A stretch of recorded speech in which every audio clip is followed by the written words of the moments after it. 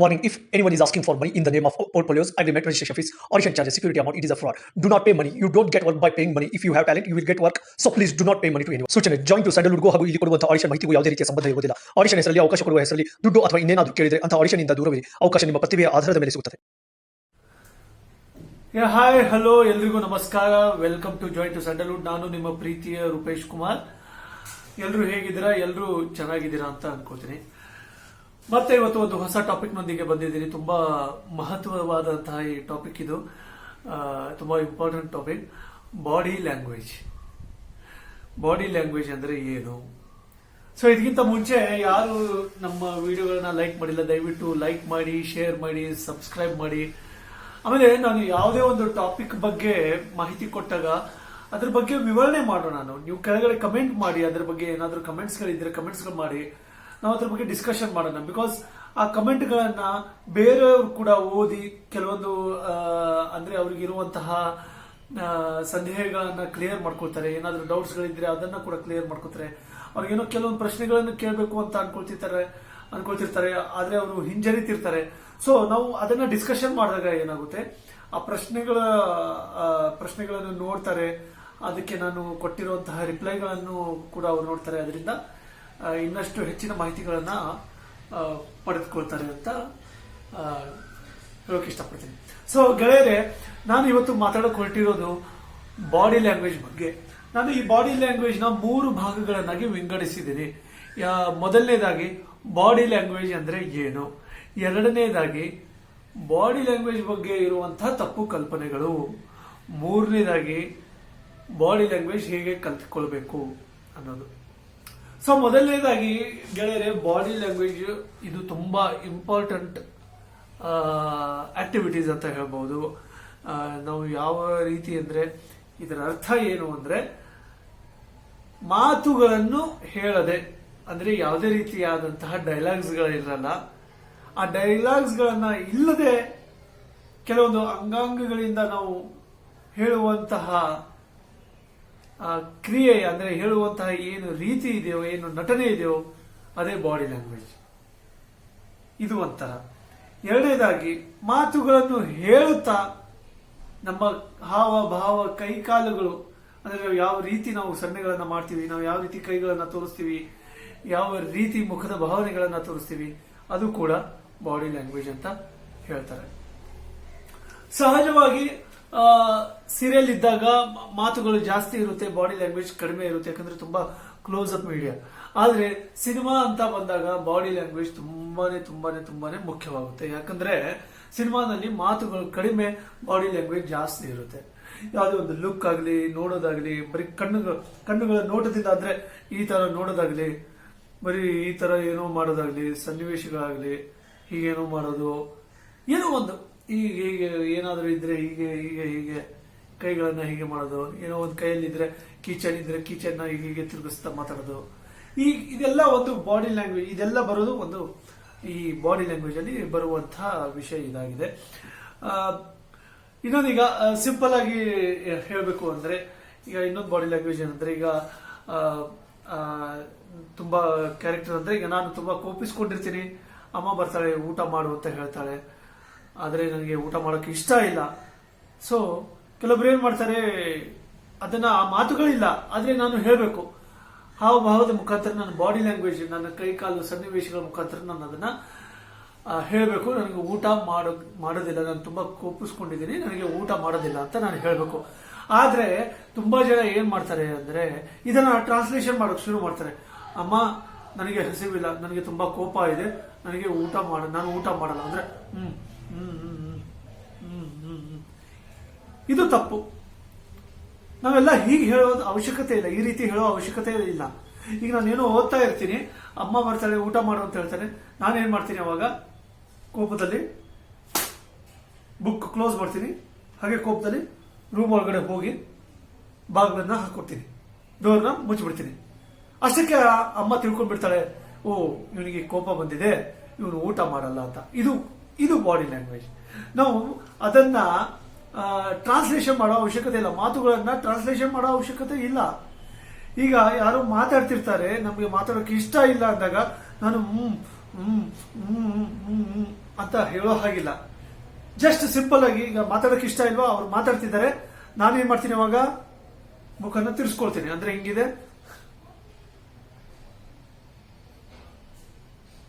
ಸಾಕು. ಇಷ್ಟು ಮಾಡಿದ್ರೆ ಸಾಕು, ಅವ್ರಿಗೆ ಅರ್ಥ ಆಗ್ಬಿಡುತ್ತೆ ನಿಮ್ಗೆ ಮಾತಾಡೋಕೆ ಇಷ್ಟ ಇಲ್ಲ, ಇವನಿಗೆ ಮಾತಾಡೋಕೆ ಇಷ್ಟ ಇಲ್ಲ, ಇವಳಿಗೆ ನನ್ನ ಜೊತೆ ಮಾತಾಡೋಕೆ ಇಷ್ಟ ಇಲ್ಲ ಅಂತ ಅರ್ಥ ಆಗುತ್ತೆ. This is a call body language.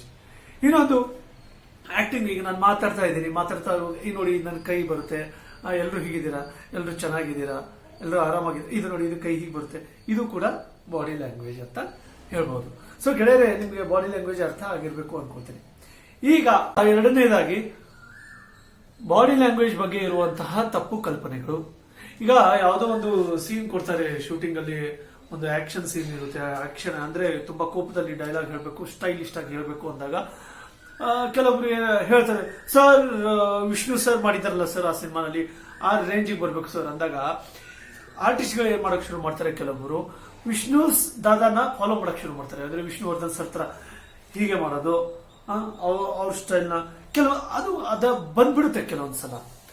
So ಇದು ಬಾಡಿ ಲ್ಯಾಂಗ್ವೇಜ್ ಆಗಲ್ಲ. ನಾವು ಒಬ್ಬರನ್ನ ಕಾಪಿ ಮಾಡಿದಾಗ ಅದು ಯಾವುದೇ ಕಾರಣಕ್ಕೂ ಬಾಡಿ ಲ್ಯಾಂಗ್ವೇಜ್ ಆಗಲ್ಲ, ಅದನ್ನ ಮಿಮಿಕ್ರಿ ಅಂತ ಹೇಳ್ತಾರೆ. ನೀವು ಮಿಮಿಕ್ರಿ ಆರ್ಟಿಸ್ಟ್ ಗಳನ್ನ ನೋಡಿರಬಹುದು. ಈಗ ವಿಷ್ಣುದಾದ ಸ್ಟೈಲು ಹೀಗೆ, ಅಣ್ಣವ್ರದೇ ಒಂಥರ ಸ್ಟೈಲ್ ಇತ್ತು. ಅಂಬರೀಷ್ ಅಣ್ಣ ಅವ್ರದೇ ಆದಂತ ಕೆಲವೊಂದು ಬಾಡಿ ಲ್ಯಾಂಗ್ವೇಜ್ ಇದೆ. ಇದೆಲ್ಲ ಅವರ ಸ್ವಂತ ಬಾಡಿ ಲ್ಯಾಂಗ್ವೇಜ್, ಇವ್ರು ಯಾರಿಂದ ನೋಡಿ ಕಲ್ತಿದ್ದಲ್ಲ. ಈಗ ವಿಷ್ಣು ಸರ್ ಹೀಗೆ ಮಾಡೋದಾಗ್ಲಿ, ಅವ್ರದ್ದು ಹಿಂಗೆ ನಡೆಯೋ ಸ್ಟೈಲ್ ಆಗಲಿ, ಅಂಬರೀಷ್ ಅವ್ರದ್ದು ನಡೆಯೋ ಸ್ಟೈಲ್ ಆಗಲಿ, ಅಥವಾ ನಮ್ಮ ಅಣ್ಣವ್ರದ್ದು ಅವ್ರದೇ ಆದಂತಹ ಒಂದು ಸ್ಟೈಲ್ ಆಗಲಿ, ಇದು ಅವ್ರ ಸ್ವಂತ ಬಾಡಿ ಲ್ಯಾಂಗ್ವೇಜ್. ಅಂದ್ರೆ ಈಗ ನಾನು ಏನ್ ಮಾತಾಡ್ತಾ ಇದ್ದೀನೋ, ನನ್ನ ಕೈ ಕಾಲು ಹಿಂಗೆ ಮಾಡ್ತಾ ಇದ್ದೀನೋ, ನನ್ನ ಕೈ ಹೀಗೆ ಮಾಡ್ತಾ ಇದ್ದೀನೋ, ನನ್ನ ಸ್ಟೈಲ್ ಏನಿದೆಯೋ ಇದು ನನ್ನ ಸ್ವಂತ ಬಾಡಿ ಲ್ಯಾಂಗ್ವೇಜ್. ಆದ್ರೆ ನಾವು ಯಾವಾಗ ಬೇರೆಯವ್ರ ಬಾಡಿ ಲ್ಯಾಂಗ್ವೇಜ್, ಅಂದ್ರೆ ಈಗ ವಿಷ್ಣು ಸರ್ ಇರ್ಬೋದು, ದರ್ಶನ್ ಸರ್ ಇರ್ಬೋದು, ಪುನೀತ್ ರಾಜ್ಕುಮಾರ್ ಇರ್ಬೋದು, ಶಿವಣ್ಣ ಇರ್ಬೋದು, ಅವ್ರ ತರ ನಾವು ಸ್ಕ್ರೀನ್ ಅಲ್ಲಿ ಆಕ್ಟ್ ಮಾಡಿದಾಗ ಏನಾಗುತ್ತೆ, ಅದು ಮಿಮಿಕ್ರಿ ಅಂತ ಹೇಳಲಾಗುತ್ತೆ. ಅದು ಯಾವುದೇ ಕಾರಣಕ್ಕೂ ಬಾಡಿ ಲ್ಯಾಂಗ್ವೇಜ್ ಅಂತ ಹೇಳೋದಕ್ಕೆ ಆಗೋದಿಲ್ಲ. ಸೊ ಇದು ನಿಮ್ಮಲ್ಲಿ ಇದು ತಪ್ಪು ಕಲ್ಪನೆಗಳು ಇದ್ದರೆ ಇದನ್ನ ದೂರ ಮಾಡಿ. ಯಾಕಂದ್ರೆ ಬಾಡಿ ಲ್ಯಾಂಗ್ವೇಜ್ ಇನ್ನೊಬ್ಬರನ್ನ ನೋಡಿ ಸೇಮ್ ಅದೇ ರೀತಿ ಮಾಡುವುದು ಬಾಡಿ ಲ್ಯಾಂಗ್ವೇಜ್ ಅಂತ ಹೇಳೋದಿಲ್ಲ. ಈಗ ಮೂರನೇದಾಗಿ ಬಾಡಿ ಲ್ಯಾಂಗ್ವೇಜ್ ನ ಹೇಗೆ ಕಲ್ತ್ಕೋಬೇಕು, ಹೇಗೆ ತಿಳ್ಕೋಬೇಕು, ಹೇಗೆ ಮಾಡಬೇಕು ಅನ್ನೋದನ್ನ ಸಂಕ್ಷಿಪ್ತವಾಗಿ ಹೇಳ್ಕೊಡ್ತೀನಿ. ಈಗ ಯಾವುದೋ ಒಂದು ಸನ್ನಿವೇಶ ಇದೆ, ಡೈರೆಕ್ಟರ್ ಹೇಳ್ತಾರೆ ನಿಮ್ಗೆ ಪ್ಯಾರಾಲಿಸಿಸ್ ಅಟ್ಯಾಕ್ ಆಗಿದೆ, ನಿಮ್ಗೆ ಲಕ್ವ ಹೊಡೆದಿದೆ ಅಂತ ಹೇಳ್ತಾರೆ. ಈಗ ಅದನ್ನ ಹೇಗೆ ಮಾಡಬೇಕು ಕ್ಯಾರೆಕ್ಟರು, ಅದನ್ನ ನಾವು ಹೇಗೆ ತಿಳ್ಕೋಬಹುದು? ಇದು ಜ್ಞಾನ ಬರೋದು ಅಬ್ಸರ್ವೇಷನ್ ಇಂದ, ನೋಡಿ ಕಲಿತುಕೊಳ್ಳುವಂತಹ ಬಾಡಿ ಲ್ಯಾಂಗ್ವೇಜ್ ಇದು. ನಾವು ನಮ್ಮ ಸರೌಂಡಿಂಗ್ ಅಲ್ಲಿ ನಾವು ಎಲ್ಲೋ ನೋಡಿರ್ಬಹುದು, ಯಾರೋ ಒಬ್ರು ಲಕ್ವ ಹೊಡೆದಿರುತ್ತೆ, ಪೇಷಂಟ್ಸ್ ಅಂದ್ರೆ ಪ್ಯಾರಾಲಿಸಿಸ್ ಆಗಿರುತ್ತೆ, ಅಥವಾ ಯಾವುದೋ ಒಂದು ಆಸ್ಪತ್ರೆಗೆ ಹೋದಾಗ ಅಂತಹ ಪೇಷಂಟ್ ಗಳನ್ನ ನಾವು ನೋಡ್ತೀವಿ. ನೋಡಿದಾಗ ನಾವು ಕಲಾವಿದರು, ನಾವು ಅದನ್ನ ಅಬ್ಸರ್ವ್ ಮಾಡಬೇಕು. ಅವನು ಹೇಗ್ ನಡೀತಾನೆ, ಅವನು ಹೇಗ್ ನೋಡ್ತಾನೆ, ಅವನ ಕೈಕಾಲುಗಳೆಲ್ಲ ಹೇಗಿರುತ್ತೆ, ಅವನು ಒಂದ್ ವೇಳೆ ಮಾತಾಡಿದ್ರೆ ಹೇಗ್ ಮಾತಾಡ್ತಾನೆ, ಒಂದ್ ವೇಳೆ ಅವನು ನಕ್ರೆ ಹೇಗ್ ನಗ್ತಾನೆ, ಇದನ್ನೆಲ್ಲ ನಾವು ನೀಟಾಗಿ ಅಬ್ಸರ್ವ್ ಮಾಡ್ಕೊಂಡು ಮೈಂಡ್ ಅಲ್ಲಿ ಇಟ್ಕೋಬೇಕು. ಯಾವತ್ತಾದ್ರೂ ಅಂತಹ ಕ್ಯಾರೆಕ್ಟರ್ ಬಂದಾಗ ನಾವು ಅದನ್ನ ಆಕ್ಟಿಂಗ್ ಮಾಡಿ ಆ ಪ್ರತಿಭೆನ ನಾವು ತೋರಿಸಬಹುದು. ಈಗ ಸಪೋಸ್ ಈಗ ಅವ್ರ ಕೈಕಾಲೆಲ್ಲ ಹೀಗಾಗಿರುತ್ತೆ, ನೀವು ನೋಡಿರ್ಬೇಕು, ಬಾಯಿ ಸ್ವಲ್ಪ ವಕ್ರವಾಗಿರುತ್ತೆ, ಮಾತಾಡೋಲ್ಲ, ಹೇಗಿದೆಯಾ, ಚೆನ್ನಾಗಿದೆಯಾ, ಅವ್ರ ನಕ್ರು ಪೂರ್ತಿ ತುಂಬಾ ನಗಕ್ಕಾಗಲ್ಲ, ಯಾಕಂದ್ರೆ ಎಲ್ಲ ಹಿಡ್ಕೊಂಡಿರುತ್ತೆ ಅವ್ರ ಕೈಕಾಲೆಲ್ಲ. ಅದೇ ತರ ಬೇರೆ ಬೇರೆ ಪೇಷಂಟ್ಗಳಿರುತ್ತೆ, ಹುಚ್ಚರಿರ್ತಾರೆ. ಆ ಹುಚ್ಚ ಹೇಗೆ ನೀವು ರಸ್ತೆಯಲ್ಲಿ ಹೋಗ್ಬೇಕಾದ್ರೆ ನಿಮಗೆ ಹುಚ್ಚರು ಸಿಗ್ತಾರೆ, ಈ ಭಿಕ್ಷುಕರು ಸಿಗ್ತಾರೆ, ಒಬ್ಬೊಬ್ರದ್ದು ಒಂದಷ್ಟೇ, ಅಮ್ಮ ಅಮ್ಮ ಅಮ್ಮ ಕೊಡಮ್ಮ, ಅಮ್ಮ ಊಟ ಮಾಡಿಲ್ಲಮ್ಮ, ಅಮ್ಮ ಏನಾದ್ರು ಕೊಡಮ್ಮ, ಸ್ವಾಮಿ ಸ್ವಾಮಿ ಭಿಕ್ಷೆ ಸ್ವಾಮಿ, ಊಟ ಮಾಡಿಲ್ಲ ಸ್ವಾಮಿ, ಒಂದು 5 ರೂಪಾಯಿ ಕೊಡ ಸ್ವಾಮಿ ಅಂತಾರೆ. ಯಾರು ಮಕ್ಕಳಿಗೆ ಊಟ ಮಾಡ್ತಾರೆ ಅಂತಾರೆ. ಹುಚ್ಚರು, ಎಷ್ಟು ತರ ಹುಚ್ಚರು ಸಿಗ್ತಾರೆ ನಿಮ್ಗೆ, ತಲೆ ಕೆರ್ಕೋತಾರೆ, ಬಡ್ಕೊಳ್ತಾರೆ, ಹೊಡ್ಕೊಳ್ತಾರೆ, ಈ ತರ ಹುಚ್ಚರು. ಸೊ ನೀವು ಅದನ್ನೆಲ್ಲ ಅಬ್ಸರ್ವ್ ಮಾಡಿ, ಅವನು ಯಾವ ಟೈಮಲ್ಲಿ ನಗ್ತಾನೆ, ಯಾವ ಮಾತಲ್ಲಿ ನಗ್ತಾನೆ, ಹೇಗೆ ನಗ್ತಾನೆ, ಯಾವ ಸನ್ನಿವೇಶದಲ್ಲಿ ನಗ್ತಾನೆ, ಇದನ್ನೆಲ್ಲ ನೀವು ತಿಳ್ಕೊಳ್ಳಿ. ಒಬ್ಬ ಇನ್ಸ್ಪೆಕ್ಟರ್ ಕ್ಯಾರೆಕ್ಟರ್ ಬರುತ್ತೆ ನಿಮ್ಗೆ, ಇನ್ಸ್ಪೆಕ್ಟರ್ ಕ್ಯಾರೆಕ್ಟರ್ ಕೊಡ್ತಾರೆ. ಈಗ ಇನ್ಸ್ಪೆಕ್ಟರ್ ಅಂದ್ರೆ ನಾವೆಲ್ಲರೂ ಸಿಂಗಮೇ ಆಗ್ಬೇಕು ಅಂತ ಏನು ಅವಶ್ಯಕತೆ ಇಲ್ಲ, ನಾರ್ಮಲ್ ಕೂಡ ಇರ್ತಾನೆ. ಇನ್ಸ್ಪೆಕ್ಟರ್ ಅಂದ್ರೆ ಹೀಗೆ ಇರಬೇಕು, ಬಾಡಿ ಹಿಂಗಿರುತ್ತೆ, ಈ ಎದೆ ಮೇಲೆ ಹಿಂಗೆ ಹೀಗೆ ಫುಲ್ ಗತ್ತಲ್ಲೇ ಇರ್ತಾನೆ. ಇದೆಲ್ಲ ಇಲ್ಲ. ಒಬ್ಬ ಇನ್ಸ್ಪೆಕ್ಟರ್ ನಾರ್ಮಲ್ ಕೂಡ ಇರ್ತಾನೆ, ನಮ್ಮ ತರ ನಮ್ಮ ಹಾಗೆ ಕೂಡ ಮಾತಾಡ್ಬೋದು. ಅದನ್ನ ನೀವು ಅಬ್ಸರ್ವ್ ಮಾಡಿ, ಆ ಸನ್ನಿವೇಶ ನೋಡಿ. ಆ ತುಂಬಾ ಗತ್ತಿರೋ ಇನ್ಸ್ಪೆಕ್ಟ್ರ, ಇಲ್ಲ ಲಂಚ ತಿನ್ನೋ ಇನ್ಸ್ಪೆಕ್ಟ್ರ, ಇಲ್ಲ ತುಂಬಾ ಈ ಒಂದು ವಿಚಿತ್ರವಾಗಿರುವಂತಹ ವಿಲನ್ ತರ ಇರುವಂತಹ ಇನ್ಸ್ಪೆಕ್ಟರ್ ಅಂತ ನೀವು ಅದನ್ನ ನೀವು ತಿಳ್ಕೋಬೇಕು. ಅದನ್ನ ತಿಳ್ಕೊಂಡು ನೀವು ಆಕ್ಟ್ ಮಾಡಿದಾಗ ಆ ಬಾಡಿ ಲ್ಯಾಂಗ್ವೇಜ್ ಆಟೋಮೆಟಿಕ್ ಆಗಿ ಬರೋಕ್ ಶುರು ಆಗುತ್ತೆ ನಿಮ್ಗೆ. ಸೊ ನಿಮ್ಗೆ ಅರ್ಥ ಆಗಿರ್ಬೇಕು ಅನ್ಕೋತೀನಿ. ಈಗ ಒಂದು ದೇವರದ್ದು ಇರುತ್ತೆ, ನಾವು ದೇವರುಗಳನ್ನ ನಾವು ನೋಡಿರಲ್ಲ, ಆದ್ರೆ ದೇವ್ರ ಫೋಟೋಗಳನ್ನ ನೋಡಿರ್ತೀವಿ.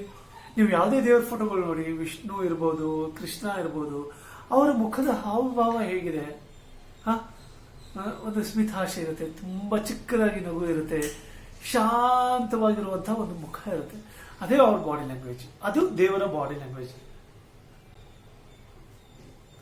ಸೊ ನಿಮ್ಗೆ ಆ ತರ ಕ್ಯಾರೆಕ್ಟರ್ ಸಿಕ್ಕಿದಾಗ ನೀವು ಅದನ್ನ ಬಳಸ್ಕೋಬೇಕು. ತುಂಬಾ ಇದೆ, ಇದು ಹೇಳ್ತಾ ಹೋದ್ರೆ ಪ್ರತಿಯೊಂದು ಕ್ಯಾರೆಕ್ಟರ್ಗಳನ್ನ ನೀವು ಸಿನಿಮಾ ನೋಡುವಾಗ ನೋಡಿ, ಯಾವ ರೀತಿ ಆಕ್ಟಿಂಗ್ ಮಾಡ್ತಿರ್ತಾರೆ, ಅವ್ರು ಯಾವ ರೀತಿ ಮುಖದ ಭಾವ ಇರುತ್ತೆ, ಯಾವ ರೀತಿ ಕೈಕಾಲುಗಳು ಆಡಿಸ್ತಾರೆ, ಇದೆಲ್ಲ ಬಾಡಿ ಲ್ಯಾಂಗ್ವೇಜ್ ಫ್ರೆಂಡ್ಸ್. ಯಾವುದೇ ಕಾರಣಕ್ಕೂ ಬೇರೆಯವರು ಕಾಪಿ ಮಾಡಿ ನೀವು ಸ್ಕ್ರೀನ್ ಮೇಲೆ ಮಾಡಿದಾಗ ಮಾತ್ರ ಅದು ಮಿಮಿಕ್ರಿ ಆಗುತ್ತೆ ಹೊರತು ಅದು ಯಾವುದೇ ರೀತಿಯಾದಂತಹ ಬಾಡಿ ಲ್ಯಾಂಗ್ವೇಜ್ ಅಲ್ಲ. ಒಂದು ನಿಮ್ಮದೇ ಆದಂತಹ ಬಾಡಿ ಲ್ಯಾಂಗ್ವೇಜ್ ಇರಬೇಕು, ಇನ್ನೊಂದು ಬೇರೆ ಯಾವುದೋ ಒಂದು ಬಾಡಿ ಲ್ಯಾಂಗ್ವೇಜ್ ಅಂದಾಗ ರಾಜರ ಪಾತ್ರ ಕೊಡ್ತಾರೆ, ರಾಜರ ಪಾತ್ರ ಬಂದಾಗ ಕಿಂಗ್, ಈಸ್ ಅ ಕಿಂಗ್, ಅವನು ಹೀಗೆ ಇರಬೇಕು, ಅವನು ಗತ್ತಲ್ಲೇ ಇರಬೇಕು, ಇದು ತಪ್ಪು ಕಲ್ಪನೆ.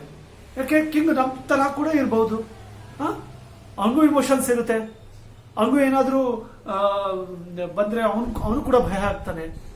ಎಲ್ರು ಹಾಗೆ ಇರಲ್ಲ, ಎಲ್ರು ಸ್ವಭಾವ ಬೇರೆ. ನೀವು ಆ ಸನ್ನಿವೇಶ ನೋಡಿ, ಆ ಪಾತ್ರ ಯಾವ ತರ ಇದೆ, ಆ ಕಿಂಗ್, ಆ ರಾಜ ತುಂಬಾ ಶೂರನಾಗಿದ್ದಾನೋ ಅಥವಾ ತುಂಬಾ ಹೆದರ್ಪುಗಳನೋ ಅದು ನೋಡಿ, ಅದನ್ನ ನೋಡಿ ಆ ತರ ನೀವು ಆಕ್ಟಿಂಗ್ ಮಾಡಬೇಕು.